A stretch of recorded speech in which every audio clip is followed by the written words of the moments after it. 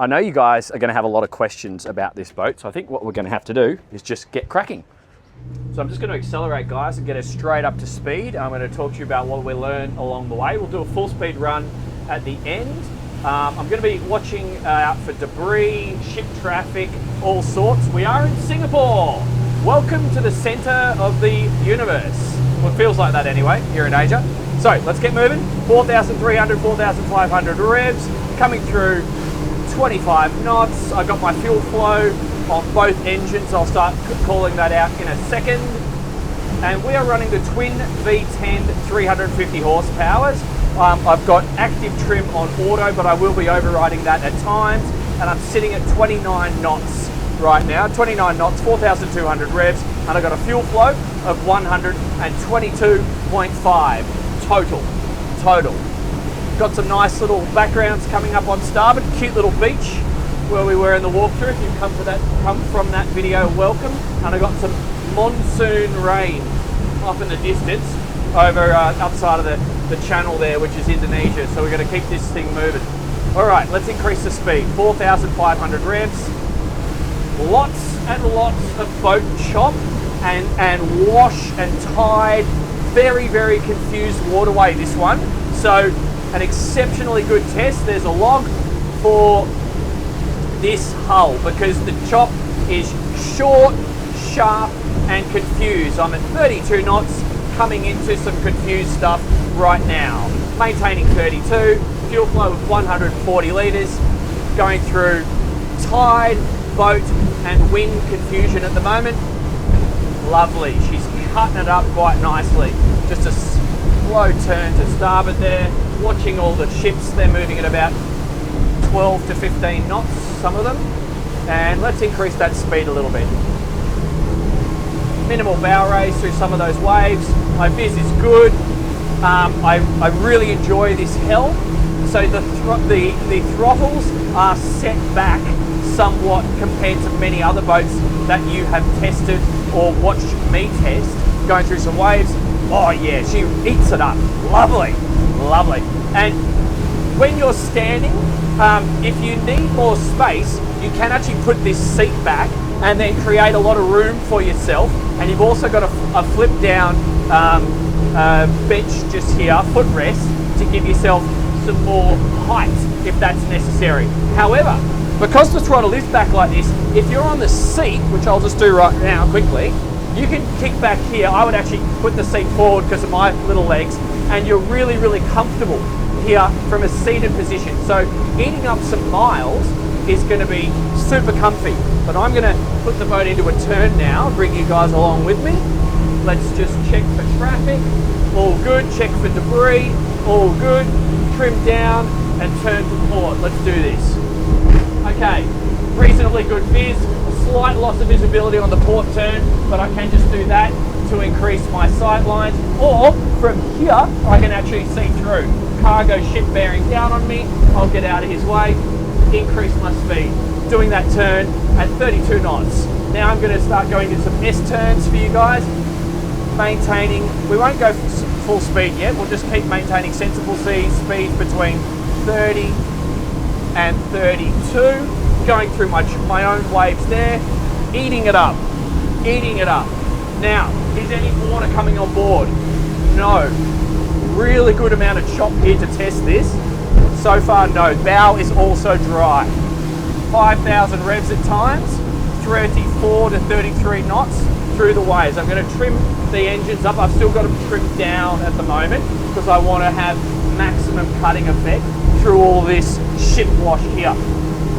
Very good. About to come through the corner here, and that's where I'm going to increase my speed. So I'll straighten it up, give it a bit more power now, trim up a little bit. 5,200 revs, comfortable. I can feel the bows a bit more lively with that trim up on the motors. I'm going to start coming through to port. I'm at 36 knots. I got 180 litres with the twin 350s. You can go the twin 400s, and let's start easing around to port. Lovely. Such a good test to be able to come out here in these choppy conditions, because I can see everything that wants to move and shake and get a real good feel for the hull. And so far, I'm liking what I feel. All right, let's increase the power. 5,400 revs. Log, get out of the way of the log. At least there's no wildlife that I can see. Good waves here. Okay, nice landing. Nice landing. 39 knots. That's wide open throttle. Seeing 5,500 revs. 5,600 revs. A little bit of a trim up. I got a little run here with no waves.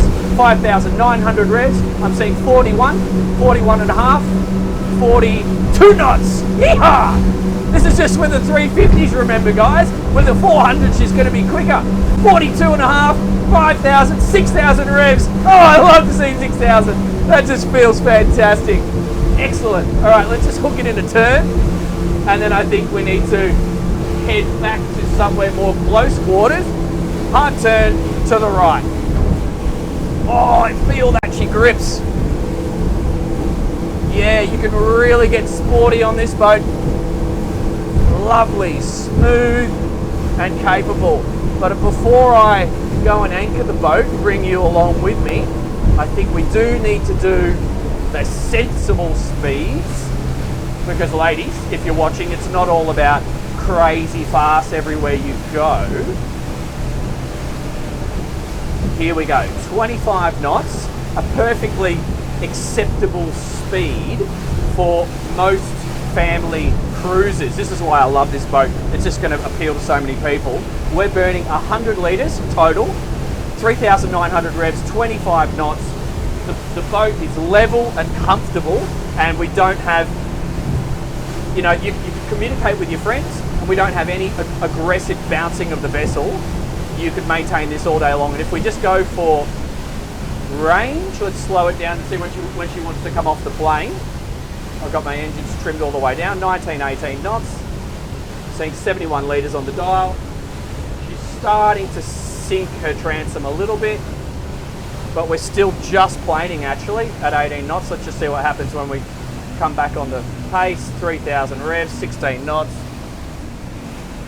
I really wouldn't be doing this for range. I would either be on the plane or off the plane.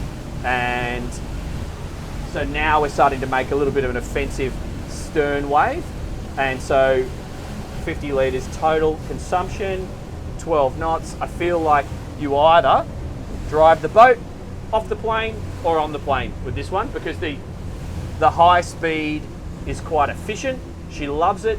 And if you see some waves, as I was doing just then, you don't really need to slow down. Just point at the waves and go for it. Slice them up, cut through them.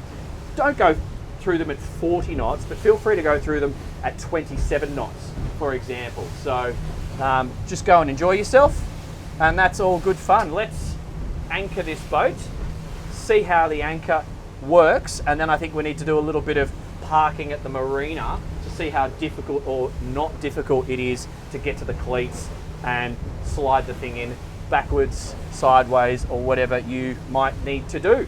Keep watching. So come in and have a look at the operation of the anchor windlass. It's a unique but functional system. So you see the gas struts there. Basically, when you release the windlass, the pressure of the gas struts operates this hinged stainless just here, and it deploys. So have a look over the bow. It deploys the bow roller. So the anchor does fall nice and clear of the flat stem bow. We have tested it, it wasn't a problem. All I would do when you're raising the anchor is just make sure you have the boat in reverse, moving at about 1 knot in reverse, just so the anchor comes up the right direction, or have someone up on the bow just sighting it for you, because if it comes up backwards, it's just gonna look a bit uncool and possibly damage the bow. So just make sure you go in reverse. Okay guys, we are back at the Marina berth. I got a couple of fenders hung out on the port side. We're going to go into that dock just there. Got my bow thruster on and tested. We're just going to throw it into the pen. Obviously, this is being the GTO, we have more access to the sides, and let's just give you a little demo. Just going to use the throttles, not the joystick, and spin the boat on the dime here. First thing I want you to notice is how the position, look at those motors, and the position of those motors with a little bit of space in between them, she really goes on a dime quite easily. So that makes your life a lot easier. And then we're going to start reversing it in a second, and we're going to stick stick the thing into the pen and play with the bow thruster. So now I'm in neutral, just letting momentum take me around there, and I will start to adjust the position of the motors when and as is necessary, but I can just line the boat up here, and you can see I've now got my thruster hand, that's my left hand, on and ready to use the thruster if I need, and I'm actually just walking the boat in using alternate motors, one at a time. We want to stop and park. We don't want to park and try and stop. So you just come in a controlled manner. You can see I've left a bit of space off the dock.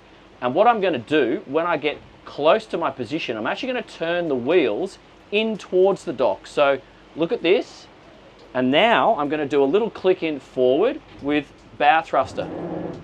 And see how that slows me down, and it's also bringing me in to touch up against the fenders.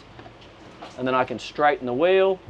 3, 2, 1 on the fenders. And now I actually don't leave the helm here, guys. I'm going to see how I bounced off the fenders there. Whoops, that's wrong. What I do, I stay here and make sure the boat is settled if I'm parking the boat by myself. There you go. And once I'm confident that it is settled, then I leave the helm and I go to the side of the boat and tie it all up. So shut down, use the button here and or the keys just there. That's the boat. Saxdor 400, guys. What do you think? Jump in the comments, let me know. I'm gonna relax out here. It is stinking hot, 100% humidity, what feels like that anyway. This is a winner. This boat is a clear winner. What engine should you choose? Talk to your dealer, but I think if you're a family boater, most people are probably going to be happy with these 350s. If you can cruise around at a 30 knot, and I would say 32 knots, she feels a little bit better cruising speed, and then top out at 42. That's going to be fine for 90% of you out there, in my opinion. If you want the fastest speed, the most capability, obviously go for the 400s, that's fine too. This boat, yes, it compares with a lot of the other adventure boats, but it does so much more. If you haven't seen the walkthrough, check that out and you can learn. So I think this Saxdor 400, once again, it's kind of leading the market a little bit in the way it's offering so much more in such a sensible amount of space. But you do your own research. So I'll pop up some competition up on the screen right now. And then if you really want to delve a little bit deeper, and if you want to ask me questions, which so many of you seem to, particularly on this brand, I'm more than happy for you to do that, but do it on the Patreon. Don't DM me because I don't have the time to respond to you all there. And look, I make these videos for free. No one's influencing my opinion. So I figure if you want to get some real advice, pay for it. Anyway, that's me checking out from Singapore. Love you lots. I hope that was useful. I hope it helped you in some way. And I'll see you somewhere around the world next time. See you guys. Bye.